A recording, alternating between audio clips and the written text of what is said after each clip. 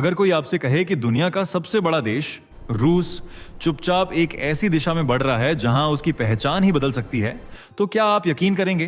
क्या सच में रूस आज उस मोड़ पर खड़ा है जहां एक ईसाई बहुल राष्ट्र वैदिक जड़ों की ओर वापस लौटने लगा है?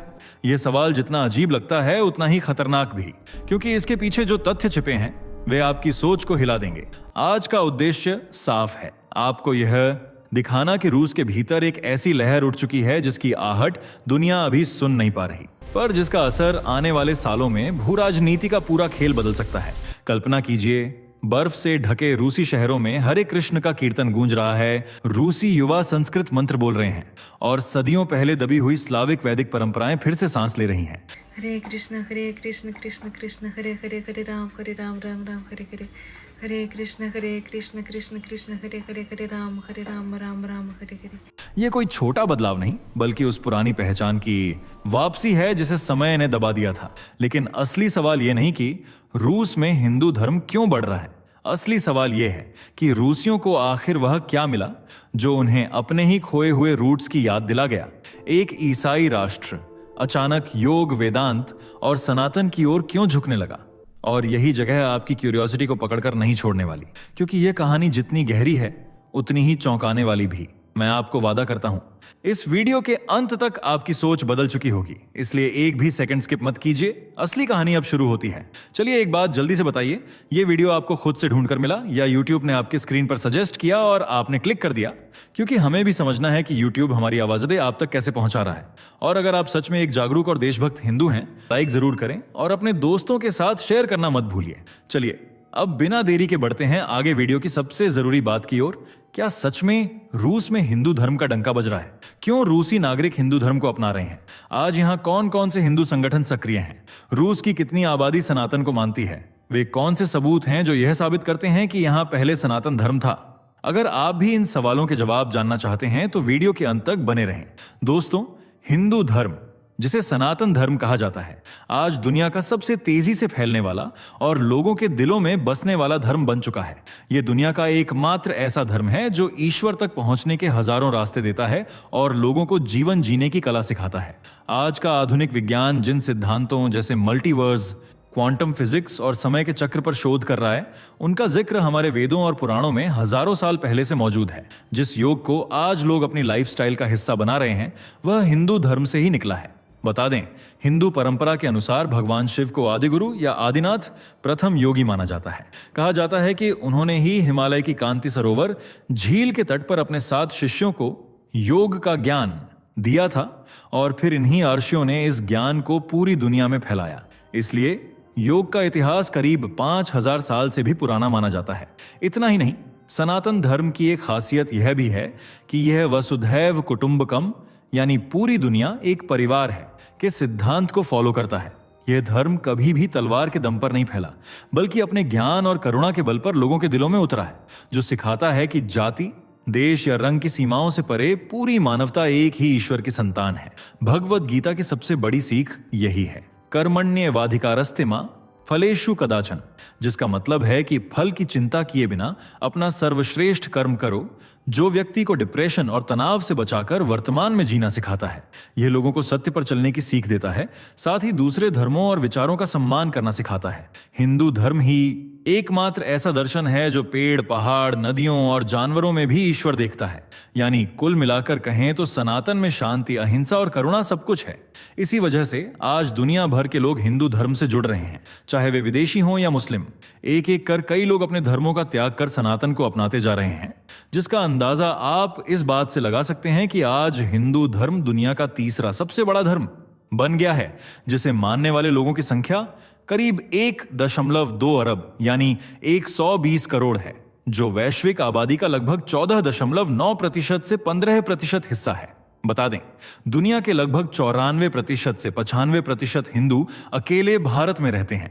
भारत के अलावा नेपाल और मॉरिशस 2 ऐसे देश हैं जहां हिंदू बहुमत में हैं। लेकिन अगर हम आपसे कहें कि अब मुस्लिम देशों में भी सनातन का डंका बज रहा है और कई देशों में लगातार हिंदुओं की आबादी बढ़ रही है, तो शायद आपको यकीन नहीं होगा, लेकिन यह सच है।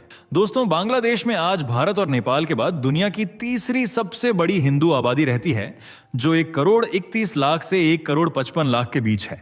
इसके अलावा खाड़ी देशों में यूएई में हिंदू प्रवासियों की संख्या में सबसे तेज वृद्धि देखी गई है। यहां रहने वाले हिंदुओं की संख्या 11 लाख से 12 लाख के बीच पहुंच गई है, जो कुल आबादी का लगभग 5% से 10% है। इतना ही नहीं, दुनिया के सबसे बड़े मुस्लिम देश इंडोनेशिया में तो हिंदू धर्म को आधिकारिक दर्जा प्राप्त है, क्योंकि यहां की कुल आबादी में करीब 42 लाख लोग हिंदू धर्म से ताल्लुक रखते हैं, जबकि बाली में 83% से 87% आबादी हिंदू है, जो इसे इंडोनेशिया का एकमात्र हिंदू बहुल प्रांत बनाता है। वहीं मलेशिया, कतर, कुवैत, ओमान जैसे कई मुस्लिम देशों में लगातार सनातन धर्म को मानने वाले लोगों की संख्या में इजाफा देखने को मिल रहा है। लोग सनातन धर्म अपनाकर खुद को भाग्यशाली मान रहे हैं। सिर्फ आम लोग ही नहीं, बल्कि राजनेताओं से लेकर अभिनेताओं तक सनातन को अपना रहे हैं।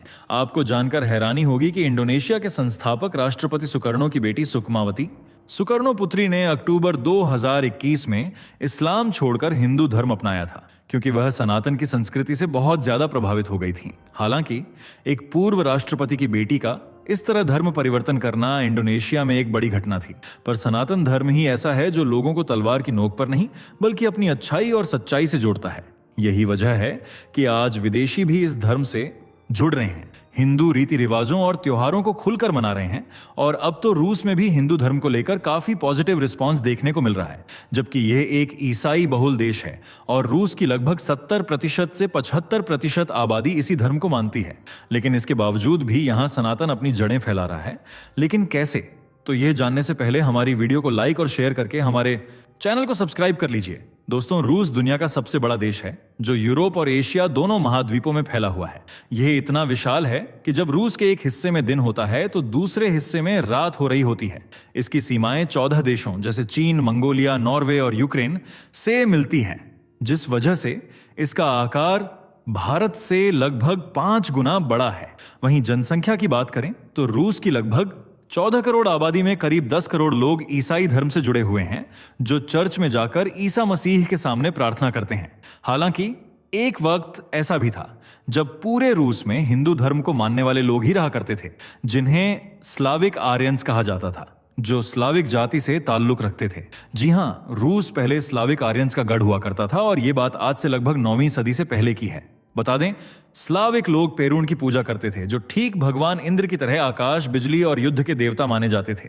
जहां भगवान इंद्र का हथियार वज्र है, वहीं पेरुण का हथियार कुल्हाड़ी या हथौड़ा था, जो बिजली कड़काता था।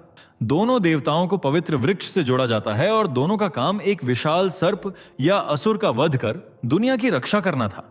इसके अलावा स्लाविक देवता स्वर्ग को ब्रह्मांड का रचयिता और आकाशीय अग्नि का देवता माना जाता है। जैसे ब्रह्मा जी ने सृष्टि की रचना की, वैसे ही स्लाविक मान्यताओं में स्वर्ग ने ही अन्य देवताओं और मनुष्यों को जन्म दिया। उन्हें स्वर्ण चक्र यानी सूर्य का स्वामी भी माना जाता है। रूसी भाषा में आज भी आग को ओगोन कहा जाता है, जो सीधे संस्कृत के अग्नि से निकला है। इतना ही नहीं, स्लाविक आर्यंस सूर्य, अग्नि, नदियों और पेड़ों को पवित्र मानते थे, ठीक वैसे ही जैसे हिंदू धर्म में माना जाता है। प्राचीन स्लाविक लोग भी शवों को दफनाने के बजाय जलाते थे, जो वैदिक परंपरा का हिस्सा है। लेकिन 10वीं शताब्दी में रूस में ईसाई धर्म ने अपने पैर जमाने शुरू कर दिए। उस समय रूस के राजा प्रिंस व्लादिमीर थे। उन्होंने अपनी प्रजा को एक सूत्र में बांधने के लिए एक संगठित धर्म चुनने का फैसला किया। उन्होंने इस्लाम, यहूदी और ईसाई धर्म के दूतों को बुलाया। कहते हैं कि उन्होंने इस्लाम इसलिए नहीं चुना क्योंकि उसमें शराब पर प्रतिबंध था, और अंत में उन्होंने ईस्टर्न ऑर्थोडॉक्स यानी ईसाई धर्म को चुना, क्योंकि उन्हें कॉन्स्टेंटिनोपल के चर्च बहुत भव्य लगे। प्रिंस व्लादिमीर ने अपनी पूरी प्रजा को नीपर नदी में उतरने का आदेश दिया और सबका एक साथ शुद्धिकरण कर उन्हें ईसाई घोषित कर दिया। ईसाई धर्म अपनाने के बाद राजा के आदेश पर प्राचीन देवताओं की मूर्तियों को तोड़ दिया गया या नदियों में बहा दिया गया। पेरुण की मूर्ति को घोड़ों से खिंचवाया गया ताकि लोग पुराने देवताओं से डरना छोड़ दें। जहां पहले स्लाविक लोग प्रकृति की पूजा करते थे, उन्हीं पवित्र स्थानों पर बड़े बड़े चर्च बना दिए गए और लोगों ने ईसाई धर्म को ही मानना शुरू कर दिया। बता दें, रूस की जमीन से ऐसी कई चीजें मिली हैं जो चीख चीख कर कहती हैं कि पहले यहां हिंदू धर्म हुआ करता था। जैसे रूस के चेलियाबिंस्क में खुदाई के दौरान एक 4000 साल पुराना शहर मिला था, जिसे आर्यंस का घर माना गया। इस शहर से मिट्टी के बर्तन मिले जिन पर स्वास्तिक खुदा हुआ था। साथ ही यहां रथों के अवशेष और यज्ञ कुंड जैसी संरचनाएं मिली थीं, जो ऋग्वेद में वर्णित आर्यन जीवन शैली से हूबहू मेल खाती हैं। इसके अलावा 2007 में रूस के वोल्गा क्षेत्र के स्टारिया मायान गांव में खुदाई के दौरान भगवान विष्णु की एक प्राचीन मूर्ति मिली थी। ये गांव रूस के सबसे पुराने बसे हुए स्थानों में से एक है। मूर्ति मिलने से यह साबित हुआ कि इस्लाम या ईसाई धर्म के वहां पहुंचने से बहुत पहले रूसी जमीन पर भगवान विष्णु की पूजा होती थी। पुरातत्वविदों ने इसे 7वीं से 10वीं शताब्दी के बीच का माना था। इतना ही नहीं, रूसी जमीन पर मिलने वाली सबसे बड़ी जीवित खुदाई वहां की भाषा है। रूस की कई नदियों के नाम संस्कृत जैसे हैं, जैसे गंगा, रूस में भी एक नदी का नाम गंगा है, और कामा, जो कामदेव के नाम पर रखा गया नाम है। इसी तरह अग्नि को रूसी में ओगोन, माता को मात और ज्ञान को ज्ञानिया कहा जाता है। रूस की मिट्टी में दबे ये अवशेष बताते हैं कि रूस में हिंदू धर्म विराजमान था, जो वक्त के साथ कहीं दब गया, लेकिन अब फिर से वहां के लोगों के बीच हिंदुत्व की लहर दौड़ पड़ी है। आज रूस में करीब 1,40,000 हिंदू हैं, जो कुल जनसंख्या का लगभग 0.1% है। कई सोशल मीडिया रिपोर्टों में हिंदू धर्म को रूस में सबसे तेजी से बढ़ने वाला धर्म बताया गया है। साल 2012 से 2017 के बीच ही लगभग 75,000 रूसियों के हिंदू धर्म अपनाने की बात सामने आई थी। यानी धीरे धीरे ही सही, लेकिन लोग ईसाइयत को छोड़कर सनातन से जुड़ रहे हैं। वहां अब हिंदू धर्म केवल घरों तक सीमित नहीं रहा, बल्कि बड़े संगठनों और संस्थाओं के रूप में फैल चुका है, जिसमें 3 ताकतों का हाथ है। पहला है इस्कॉन। रूस में हिंदू धर्म को घर घर पहुंचाने में सबसे बड़ा रोल इस्कॉन का है, जिसने रूस की सड़कों पर हरे रामा हरे कृष्णा का जाप किया, भगवत गीता के उपदेशों को लोगों को पढ़कर सुनाया, साथ ही फूड फॉर लाइफ के जरिए लोगों का दिल जीता। आज रूस के लगभग हर बड़े शहर में इस्कॉन का केंद्र है, जहां के ज्यादातर सदस्य भारतीय नहीं बल्कि रूसी नागरिक हैं। इसके अलावा दूसरी ताकत है रामकृष्ण मिशन और वेदांत केंद्र। स्वामी विवेकानंद के विचारों पर आधारित यह संस्था रूस के पढ़े लिखे और इंटेलेक्चुअल्स के बीच बहुत प्रसिद्ध है। यह संस्था योग और वेदांत को एक विज्ञान की तरह सिखाती है, जिससे रूसी डॉक्टर, इंजीनियर और प्रोफेसर बड़ी संख्या में हिंदू दर्शन से जुड़ रहे हैं। वहीं तीसरी ताकत है सांस्कृतिक और योग केंद्र। रूस में एम्बेसी ऑफ इंडिया और कई निजी योग स्कूल भी संस्था के रूप में काम कर रहे हैं। वहां योग को एक पवित्र विद्या माना जाता है। जब रूसी लोग योग और ध्यान सीखते हैं तो वे अनजाने में ही हिंदू धर्म के मंत्रों, संस्कृत और दर्शन से जुड़ जाते हैं।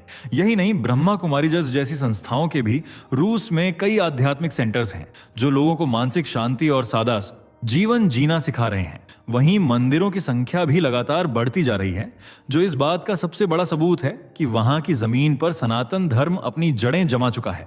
रूस के अलग अलग कोनों में छोटे बड़े मिलाकर 60 से ज्यादा हिंदू मंदिर और प्रार्थना केंद्र सक्रिय हैं। ये मंदिर केवल भारतीयों के लिए नहीं, बल्कि उन हजारों रूसी नागरिकों के लिए हैं जिन्होंने हिंदू लाइफस्टाइल को अपना लिया है। बता दें, इन मंदिरों में सबसे प्रसिद्ध मंदिर है श्री श्री दयाल निताई शचीसुत मंदिर। ये रूस का मुख्य हिंदू मंदिर है, जिसे मॉस्को इस्कॉन मंदिर के नाम से भी जाना जाता है। यहाँ भगवान कृष्ण और बलराम की भव्य मूर्तियां हैं, और यहाँ आने वाले 90% लोग रूसी मूल के होते हैं, जो धोती कुर्ता और साड़ी पहनकर शुद्ध संस्कृत में मंत्रोच्चार करते हैं।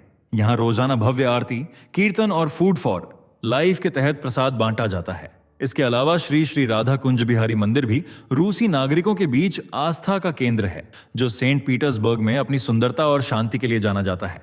यहाँ के उत्सव जैसे जन्माष्टमी और होली पूरे शहर में मशहूर हैं।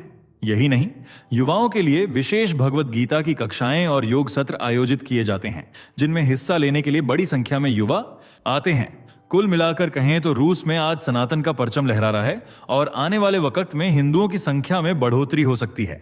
वैसे दोस्तों, आपको ये जानकारी कैसी लगी कमेंट में बताइए। वीडियो को लाइक और शेयर करके हमारे चैनल को सब्सक्राइब कर लीजिए।